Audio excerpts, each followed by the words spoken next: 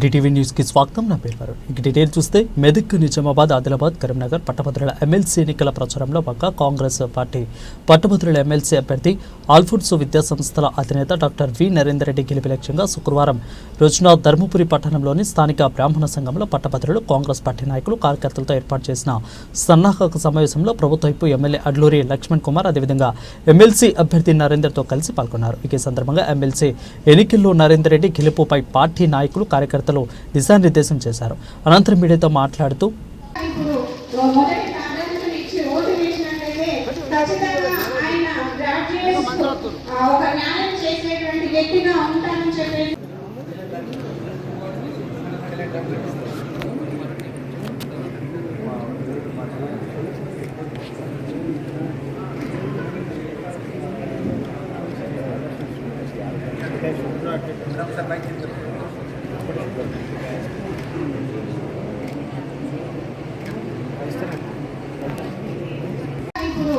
మొదటి ప్రాధాన్యతను ఇచ్చి ఓటు వేసినట్లయితే ఖచ్చితంగా ఆయన గ్రాడ్యుయేట్ ఒక న్యాయం చేసేటువంటి వ్యక్తిగా ఉంటానని చెప్పి శ్రీధర్ బాబు గారు, పొన్నం ప్రభాకర్ గౌడ్ గారు శాసనసభ్యులుగా, నేను కానీ ఎంపీగా వంశం అందరం బలపరిచి మేమందరం సపోర్ట్ చేసి ఈరోజు రేపు 27వ తారీఖు జరిగిన ఎన్నికల లోపల మన ధర్మపురి నియోజకవర్గానికి సంబంధించిన పట్టభద్రులందరినీ కూడా 100% మనం ప్రతి ఒక్క గ్రామంలో ఉన్న పట్టభద్రులు ఎంతమంది, మండలంలో ఎంతమంది పట్టభద్రులు ఉన్నారనేది ఒక ఐడెంటిఫై చేసుకొని రేపటి నుంచి 24 సాయంత్రం 4 గంటల వరకు ప్రచారం ఉంటుంది. మా ప్రతి ఒక్క పట్టభద్రులకు సంబంధించినటువంటి మిత్రులు కానీ, సోదరులు కానీ, సోదరిమణులకు రిక్వెస్ట్ చేయాలి. మనం ప్రభుత్వం గౌరవ ముఖ్యమంత్రిగా బాధ్యతలు చేపట్టిన తర్వాత ఈ రాష్ట్రంలో నిరుద్యోగ యువకులకు సుమారు 56,000 ఉద్యోగాలు ఇచ్చినటువంటి కాంగ్రెస్ పార్టీ ప్రభుత్వం, గౌరవ ముఖ్యమంత్రి వర్యులు పెద్ద రేవంత్ రెడ్డి గారు, అదేవిధంగా నిరుద్యోగ యువకులకు అండగా ఉన్నటువంటి మన కాంగ్రెస్ పార్టీ బలపరిచి మన పెద్ద ఎత్తున ఈ ప్రాంతానికి సంబంధించిన విద్యా సంస్థలు నిర్వహణ చేసి ఎంతోమంది పేదవాళ్లకు, మధ్యతరగతి వారికి ఉచితంగా విద్యా బోధన చేసి మరి ఈరోజు ఆల్ఫోర్స్ నరేందర్ రెడ్డి గారు అంటే తెలంగాణ రాష్ట్రంలో ఒక గొప్ప పేరున్నటువంటి విద్యా సంస్థ నిర్వహించినటువంటి పెద్దలు. మరి వారిని ఆశీర్వదించాలి. మరి వేదిక పైన మా పెద్దలందరూ కూడా మనం చేసుకుంటారు. దయచేసి ఈ యొక్క ఎన్నిక మన ఎన్నిక. రాష్ట్రంలో ప్రభుత్వం ముఖ్యమంత్రి గారు వచ్చిన తర్వాత మొదటి ఎమ్మెల్సీ గ్రాడ్యుయేట్ ఎన్నిక. ఎవ్వరు కూడా నిర్లక్ష్యం చేయలేదు, ఎవరు కూడా అశ్రద్ధ చేసి దయచేసి రేపటి నుంచి అందరూ మనం ఫీల్డ్ ఉండాలి. వారి విద్యా సంస్థలకు సంబంధించినటువంటి వారి యొక్క రిప్రజెంటేటివ్స్ కూడా మన గ్రామాల్లో, మన మండలంలో మనం కూడా ఉంటారు. ఈ రోజు నుంచి వేదికపై నుంచి మా గౌరవ మండల ప్రెసిడెంట్లు అందరూ కూడా నేను మనవి చేస్తున్నాను. మీ లక్ష్మణ్ కుమార్ గారు, మీ అన్నగా, మార్కెట్ కమిటీ చైర్మన్లకు, అదేవిధంగా కింద కూర్చున్నట్టు మా కాంగ్రెస్ పార్టీ కుటుంబ సభ్యులకు, మా మీడియా మిత్రుల ద్వారా మనవి చేసుకుంటున్నాం. ఈరోజు కాంగ్రెస్ పార్టీ శాసనసభ్యులుగా, ప్రభుత్వ విప్పుగా మనం చేసి మా గ్రాడ్యుయేట్స్ సంబంధించిన ధర్మపురి ఏ కష్టం వచ్చినా, ఏ ఇబ్బంది వచ్చినా కాంగ్రెస్ పార్టీ రాబోయే 4 సంవత్సరాలు మేము అండగా ఉంటుంది. నిరుద్యోగ సమస్యలు పరిష్కారం కావాలనుకున్నా, భవిష్యత్తులో నిరుద్యోగులకు సంబంధించినటువంటి ఉన్నతమైన విషయంలో కూడా ప్రభుత్వం ఇచ్చిన నిర్ణయం క్యాలెండర్ ప్రోగ్రాం ఉద్యోగాల విషయంలో అమలు చేయాలనుకున్నా, ఇవాళ సంవత్సర కాలం గడిచినటువంటి మా యొక్క పాలనలో కూడా మేము ఇచ్చినటువంటి పేదవాళ్ళకి ఇచ్చిన కరెంటు కానీ, యూనిట్ల కరెంటు కానీ, 500 రూపాయల గ్యాస్ సిలిండర్ కానీ, ఉచిత బస్ సౌకర్యం కానీ, రైతు రుణమాఫీ కానీ, అదేవిధంగా రైతులకు ఇంటికో మద్దతు ధర కానీ, మరి ఇవన్నిటికీ కూడా ఆధారంగా ఈరోజు పట్టభద్రులకు సంబంధించిన విషయంలో కూడా మరి మీరందరూ పెద్ద మనసుతో కాంగ్రెస్ పార్టీ నియమించినటువంటి మా మిత్రులు, మా పెద్దలు నరేందర్ రెడ్డి గారిని మొదటి ప్రాధాన్యత ఓటేసి గెలిపియాలని చెప్పి సవినయంగా మనం చేసుకుంటూ నేను ఎంతో మాట్లాడకుండా దయచేసి మా మిత్రులందరికీ నేను చెప్తున్నా. ముఖ్యమంత్రి గారు నేరుగా ఒకటే మాట మాట్లాడాడు, లక్ష్మణ్ కుమార్ నువ్వు జిల్లా కాంగ్రెస్ అధ్యక్షుడు, ప్రభుత్వం ఎక్కువగా ఉన్నావు. నాకు జగిత్యాల జిల్లాకు సంబంధించిన మొదటి ధర్మపురి తర్వాత జగిత్యాల పెద్ద జీవన్ రెడ్డి గారు ఇద్దరు కోరుట్ల, ఇవన్నీ 3 నియోజకవర్గాలు కూడా పట్టభద్రులకు సంబంధించినటువంటి ప్రతి ఒక్క ఓటర్ను మన కాంగ్రెస్ పార్టీ కార్యకర్తలు పోయి ఆ ఇంటి తలుపు తట్టాలి, వాళ్ళని రిక్వెస్ట్ చేయాలి, వాళ్ళని అవసరం అనుకుంటే వాళ్ళకు ఉన్నటువంటి ఏదైతే ఇబ్బందులు ఆ విధంగా పరిష్కరించే విధంగా ఆ విషయాన్ని అటెండ్ చేసి మనం ఆ ఒక ఓటు మన వైపు మంచుకుని మన ఓటు మన పట్టభద్రులకు నరేందర్ రెడ్డి గారిని ఓటేసే విధంగా మనం కష్టపడాలని చెప్పేసి వారు ఆదేశించారు.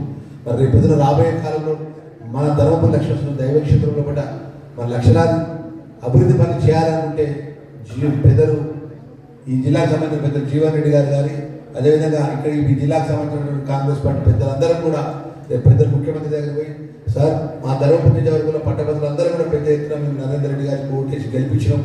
మాకు ఈ అభివృద్ధి పనులు కావాలి, ఈ సంక్షేమ కార్యక్రమం కావాలంటే మరి అది అమలు చేసే విధంగా మనం పట్టభద్రులను గెలిపించే విధంగా కష్టపడదు తప్ప మనం ఏదో వచ్చినాము మాట్లాడమంటే కానే కాదు. మొన్న ఏ విధంగా అయితే నా కోసం రాత్రి వాళ్ళు తిండి తిప్పలు కూడా కష్టపడి పనిచేస్తున్నారు. ఈ రేపటి నుంచి రేపు 15వ తారీఖు అంటే 9 రోజులు ఉంటుంది. 9 రోజులు ఎవరు ఉదయం 2 గంటలు సాయంత్రం 2 గంటలు కూడా మీకు ఏ గ్రామాలు ఆ గ్రామాలు మండలానికి సంబంధించిన పెద్ద నాయకత్వం అంతా కూడా పెద్ద ఎత్తున ఆ గ్రామాలకు టైమింగ్స్ పెట్టుకుని దాని ప్రకారం పోవాలి. మీరు కూడా మీరు ఎప్పుడు చూసినా రేపటి నుంచి రేపు 1వ తారీఖు ఎల్లుండి నుంచి 24 సాయంత్రం 27వ తారీఖు సాయంత్రం వరకు మీకు అందుబాటులో ప్రజల మధ్యలో ఉంటా. దయవుంచి మన కార్యకర్తలు మీకు ఎక్కువ చెప్పకుండా ఈ ఎన్నిక నరేందర్ రెడ్డి గారి ఎన్నిక కాదు, మన ఎన్నిక.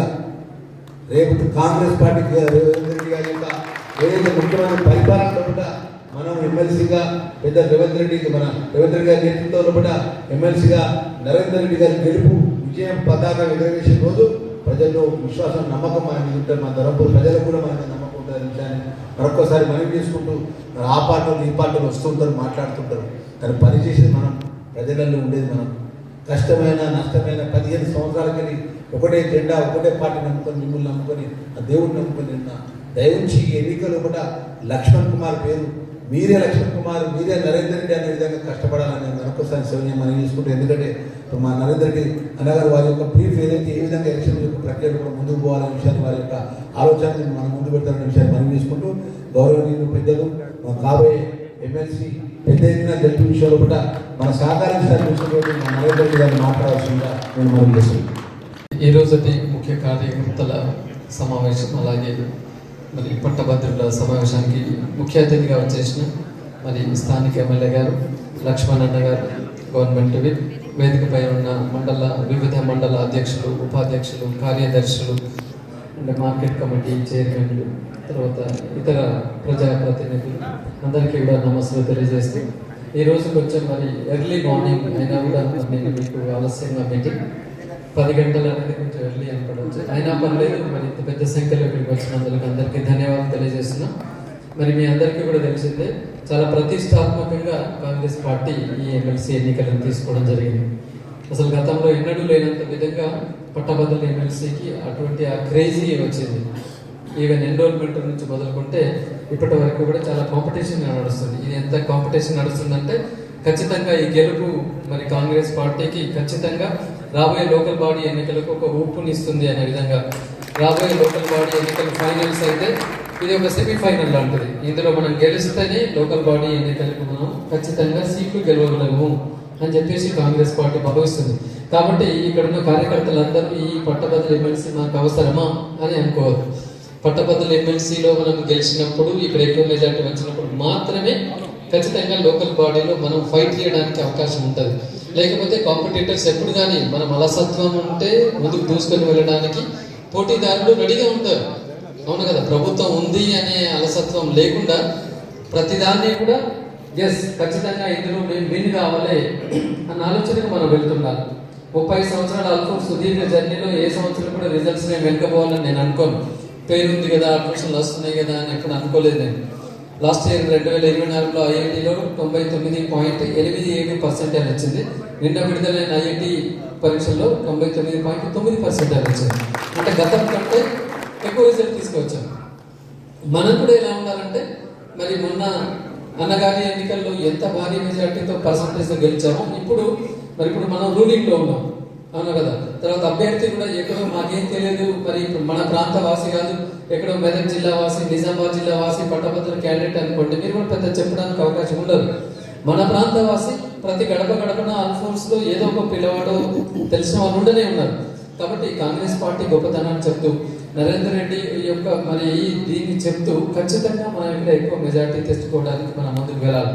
ఇవాళ మనం చూసుకున్నట్లయితే మన మండల్లో మన కాన్స్టిట్యున్సీలో చూసుకున్నట్లయితే నంబర్ ఆఫ్ ఓట్స్ చూసుకున్నట్లయితే ధర్మపురిలో 1713 గ్రాడ్యుయేట్లు ఉన్నారు, పెగడపల్లిలో 1547 ఉన్నారు, వెలగటూరులో 880 ఉన్నారు, గొల్లపల్లిలో 1385 ఉన్నారు, బుగ్గారంలో 473 ఉన్నారు, ఎండపల్లిలో 1159 ఉన్నారు, ధర్మారంలో సుమారుగా 2500 ఉన్నారు. సో ఈ ప్రకారంగా మనం ఓటర్స్ టు ఓటర్, నార్మల్ ఎన్నికంటే ఇంటింటికి వెళ్తే ఓటర్ ఉంటాడు, కానీ ఇక్కడ అలా ఉండదు. పట్టభద్రులు అనే వాళ్ళు సెలెక్టెడ్గా ఉంటారు. సో ఎక్కడెక్కడ పట్టభద్రులు ఉన్నారు అనేది మనం లిస్ట్ ఇచ్చాము, హౌస్ నెంబర్ తర్వాత ఫోన్ నెంబర్ ఇచ్చాము. ఖచ్చితంగా మనం డోర్ టు డోర్ వాళ్ళకు వెలికి తట్టి కాంగ్రెస్ ఏ రకంగా ఇవాళ నిరుద్యోగులకి మరి మేలు చేస్తుంది. కొన్ని విషయాలు చెప్తే మీరు ఆశ్చర్యపోతుంటారు. రేవంత్ రెడ్డి గారి యొక్క దృష్టి ఎలా ఉందో, సుమారుగా 12,000 మంది ఉద్యోగులకి ప్రమోషన్లు వచ్చాయి. ఎన్ని సంవత్సరాల తర్వాత అంటే 24 సంవత్సరాల తర్వాత వచ్చాయి. ఆఫ్టర్ 24 ఇయర్స్ అంటే చూడండి, 24 సంవత్సరాల నుంచి నిరీక్షణ ఉంది మాకు ప్రమోషన్లు రావాలి రావాలి రావాలి. ఏ ప్రభుత్వం ఏం చేయలేదు. గత ప్రభుత్వం 2 సార్లు రూలింగ్లోకి వచ్చినా మరి వారి యొక్క మొర వాళ్ళకి అర్థం కాలేదు, చేయలేదు. మరి మన ప్రభుత్వం రాగానే అనతి కాలంలోనే అవన్నీ చకచక దట్టు ఎలాంటి ప్రాబ్లం లేకుండా వెరీ ట్రాన్స్పరెంట్ గా జరిగినాయి. ఆ 24,000 ఓట్లు వాళ్ళందరూ చెప్తున్నారు, సార్ మా ఓట్లని కాంగ్రెస్ కి. అంటే మీరు నమ్మరు, కొన్ని కాంగ్రెస్ కు ఓటు బ్యాంక్ 1,00,000 స్ట్రాంగ్ ఉన్నాయి. మీరు ఏమైనా చేయండి, ఒక బొమ్మను తీసుకొచ్చి పెట్టిన నరేంద్ర రెడ్డి అవసరం లేదు, ఒక బొమ్మను తీసుకొచ్చి పెట్టిన 1,00,000 ఓట్లు రేవంత్ రెడ్డి అన్న చూసి పడడానికి రెడీగా ఉన్నాయి. ఈ విషయం మనం చెప్తుండాలి గట్టిగా. అంటే మనం ఎంతసేపు బిడియంగా ఇలా ఒకటి ఒక అనాసక్తిగా ఉండడం కాదు. ఎంత గొప్ప కార్యక్రమాలు మన ముఖ్యమంత్రి గారు చేశారు. 54,000 ఉద్యోగాలు 10 నెలల్లో చేశారు. 10 సంవత్సరంలో ఆ పార్టీ చేయలేదు మన ప్రభుత్వం 10 నెలల్లోనే 50,000 పైచులకు ఉద్యోగాలు ఇచ్చింది. అంటే ఇంతకంటే గొప్ప ఏం కావాలి చెప్పండి. ఇప్పుడు అందరి పట్టభద్రుల లోపల, నిరుద్యోగుల లోపల ఒక ఆశలు చిగురించినాయి. ఎన్నడూ లేనంతగా ఎస్ మేము కాంపిటేటివ్ ఎగ్జామ్ ప్రిపేర్ అవుతాం, మాకు కూడా ఉద్యోగాలు వస్తాయి అన్న ఆశ ఇవాళ మన ముఖ్యమంత్రి గారు మరి నిరుద్యోగులు కల్పించున్నారు. ఖచ్చితంగా రాబోయే రోజుల్లో కొన్ని లక్షల ఉద్యోగాలు ఖచ్చితంగా మరి ఇవ్వడం జరుగుతుంది పార్టీ ద్వారా. ఈ విషయాన్ని మనం నిరుద్యోగులకు చెప్పినట్లయితే ఖచ్చితంగా ఆ ఓటు బ్యాంక్ నిరుద్యోగులకు కూడా మనకు పడుతుంటది.